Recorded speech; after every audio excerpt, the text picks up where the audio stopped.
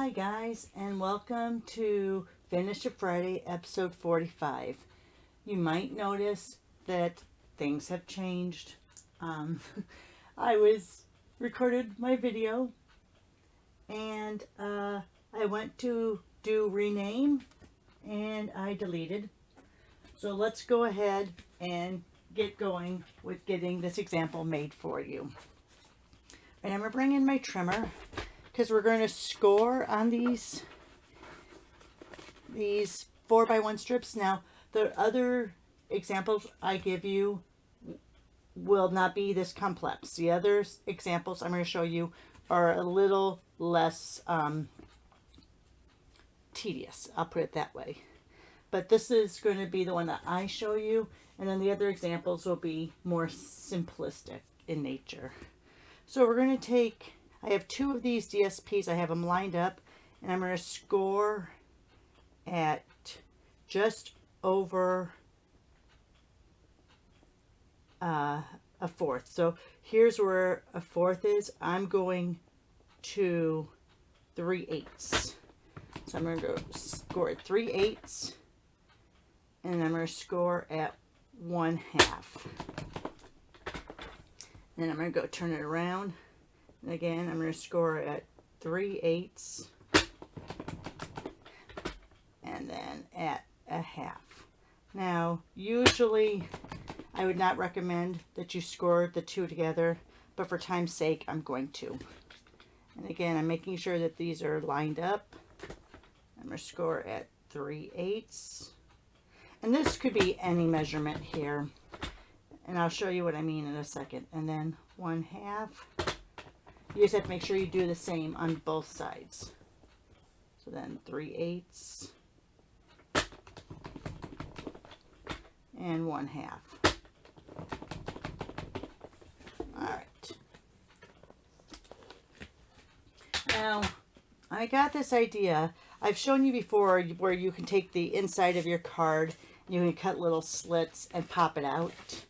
Well, I took a class earlier this week, and we did this popping up, but as part of the outside of the card and not the inside.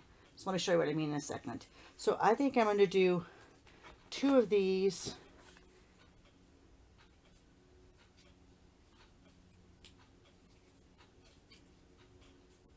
Sorry, I'm just getting these folded so they're nice and folded. I'm going to do two of these with the flowers out, and then I'm going to go ahead and do two with the opposite side.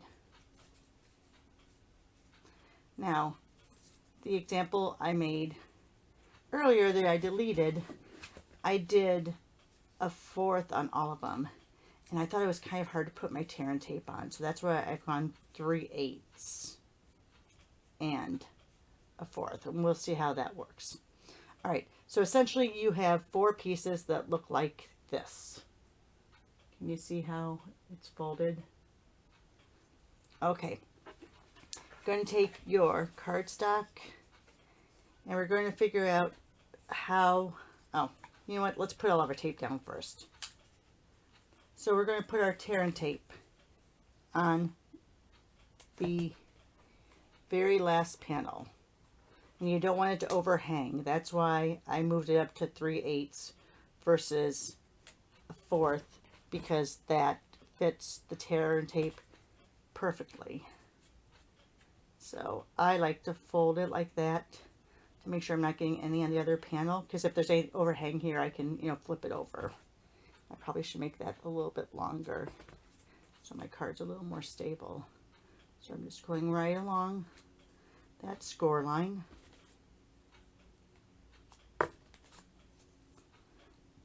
And you probably could use your Stampin' Seal, but it's thicker. And probably you'd want to use your Stampin' Seal Plus.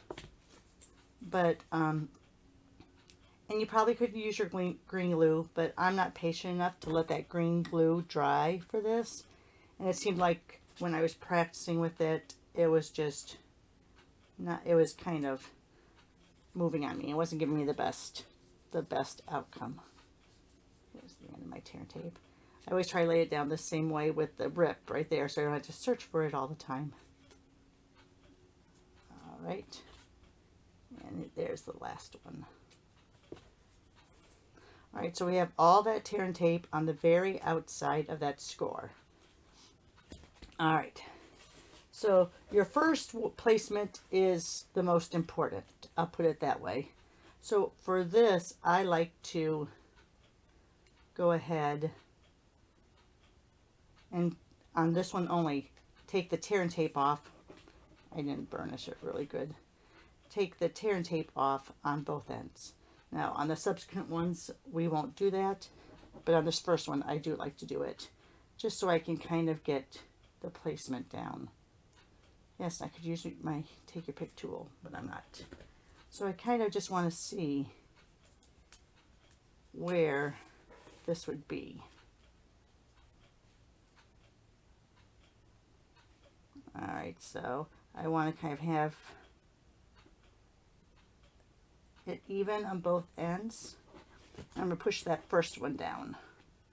All right, but then when you go here, you want this to go, you want that extended out. Make sure you have it about even. Press it down. And there you have your first pop-up. Again, for some reason, I always get off on that side. I always have more on the top side than I have on the bottom, but that's all right. So now let's take the second one. Let's take that backing off. Now on this one, I like to fold down and kind of look where it's at here. You see, I'm kind of lining it up with a little bit of a gap in between it. I'm not pushing it down hard till I know it's straight. And now I'll go ahead and push it down. And again, I'm going to take off this tape.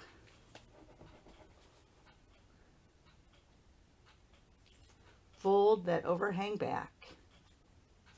All right, so we only have the adhesive on the one, but I'm going all the way down because we want to go like this. We want to extend this all the way down.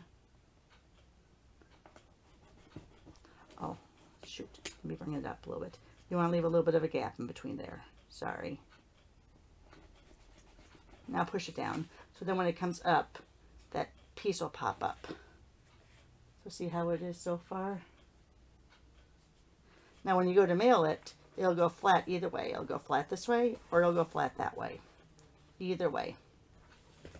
All right, so let's go ahead. I'm going to quickly burnish both those ends. Let's see, do I want it that way? I think I want it that way. So I'm going to peel off this one. Again, I'm going to kind of line it up. Leaving a little bit of space. Not really pushing down too hard till I know it's lined up okay here. All right, so now I'm going to push it down. Fold both of those. See, here's this one, here's that one. I'm folding both of those under.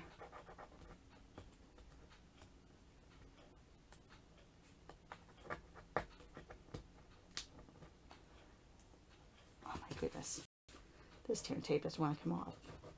Let me see. There we go. Gotta find one nail that'll actually clip it.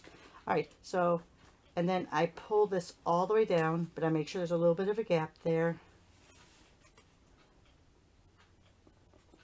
So remember, both of those are folded under, so then it'll come up like that.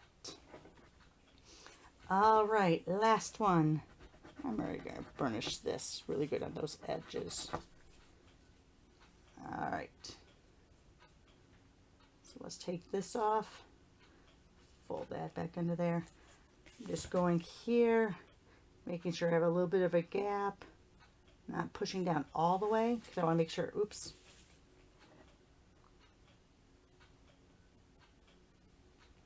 Not pushing down all the way because I want to make sure that lines up, looks good.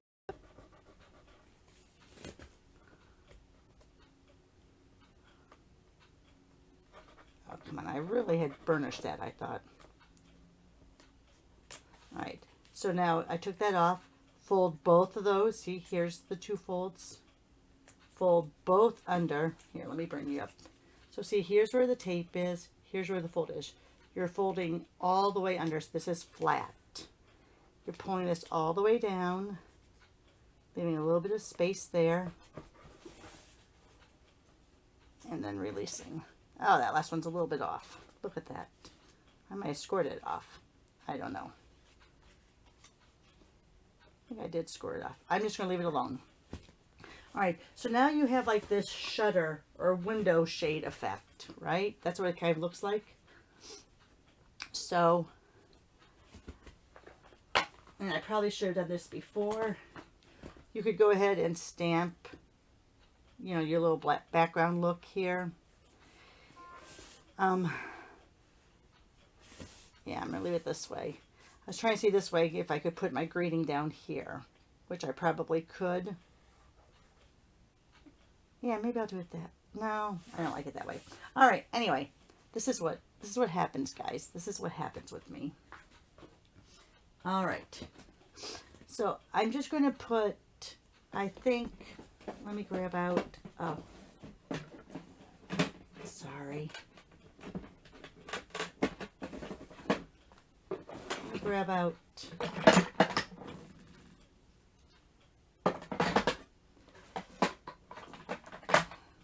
I don't know if this is long enough. It's not. I have to get the real big one. Sorry.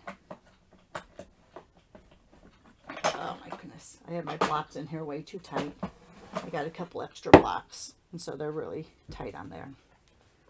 All right. I think this will look all right because we have the white in there. So I'm going to put a little bit of this on there. Just for a little background look. Let me push those all up this way. Kind of go underneath there. All right, so there we have a little bit of movement on there. All right. For your greeting. And now, yes, you could do weaving if you wanted to with this. With different color cardstock if you wanted to. I'm not going to. I'm just going to take this. You're a great friend.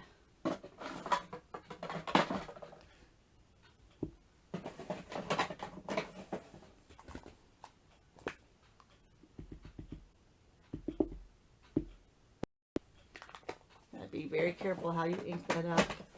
Well, that's usually not even the memento I used. Oh, I just put my finger in it, so now it's not going to be.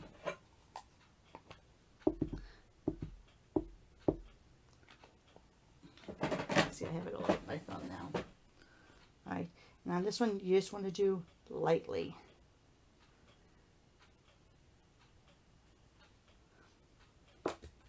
Perfect.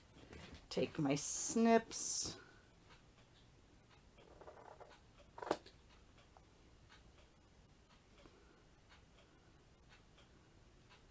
I usually don't cut like this myself, but I'm going to make it a little.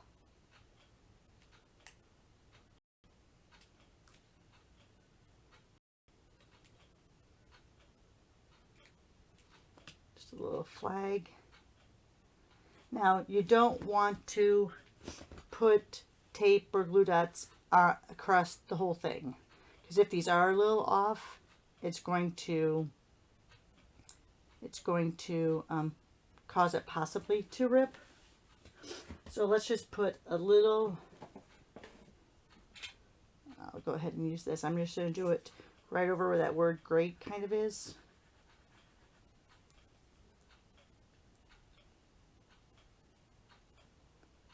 I'll hold it for a sec.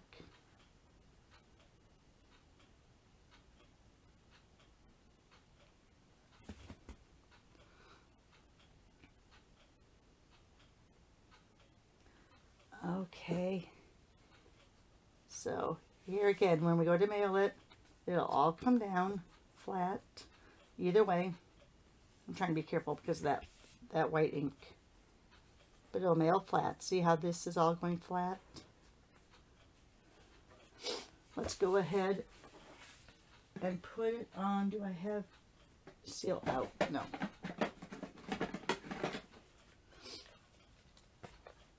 going to go a little on the inside here.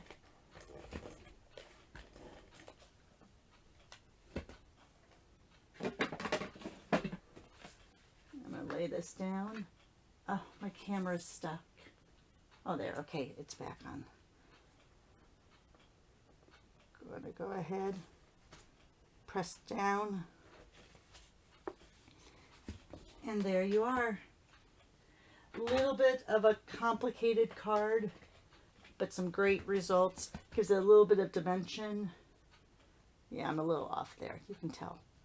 But overall, great card. Like I said, when you go to mail it, it'll go flat, and then when it comes out of the envelope, it'll pop right back up. All right, so there's that one. Here's where I used the 4 strips in their true form. Just laid them on that layer piece, left an image area in the middle for an image. I used the alphabet a la mode dies. Here, I think I have it over here. Oh, let me see. They're in the annual catalog. So it's all of these fabulous letter dies and number dies. Sorry, I put that over there. Then I did this, and you could eyeball this. You could put this at the very top, the very bottom, and then kind of eyeball this. I actually did math. I know, I'm horrible. So this is 4 by 5 1/4. So if this is 4, you have 1 1/4 left. And let me show you how I figure out these exact measurements. I'm a math nerd. I love math. All right, so you have 1.25 left, correct? If you divide that by, you have 3 more strips to do. So you divide it by 3, and you get 41.6666, which is really 42, right? And this is percentage, right? So I put, it's funny, I put 42 over, oops, can you see that? 2 over 100, and I want to transfer it or convert it to 16ths. So I mean, I'll take 42 times 16, so 42 times 16, and divide that by 100. So it's saying 6.72, almost 7. So that means the 6 would go there. So that's 6/16, which reduces down to 3/8. Sorry. Reduces down to 3/8. So I had to have a 3/8 inch difference from the edges. I know. I love math. Love math. So yeah, you can eyeball it, but if you want to be exact, that's how I figure it out. I take my my measurements and I convert them. Now, if you're doing imperial, no, that metric. If you're doing metric, it's a lot easier because centimeters and millimeters are really easy to divide out. But that's how I do it. So anyway, so that's using that with a few little gems on there. And then if you saw my live from last week, here's one using around the world technique. And so I cut these 4-inch ones down to 2 3/4. All right. So there you are, guys. My second recording of this Finish It Friday. Hope you enjoyed it. Give me a thumbs up. Share me with your friends. As always, subscribe and take care. I'm not sure if I'll be on this weekend, only because I'm going to Iowa with my son. He has tickets to the IndyCar race in Iowa, and I think I might ride along just to spend some time with my parents and siblings. So I may record later today and get your Saturday and Sunday video out, or I may just take the weekend off. Either way, we'll for sure be back next Wednesday for Watch It Wednesday, episode 46. Otherwise, take care and have a great day.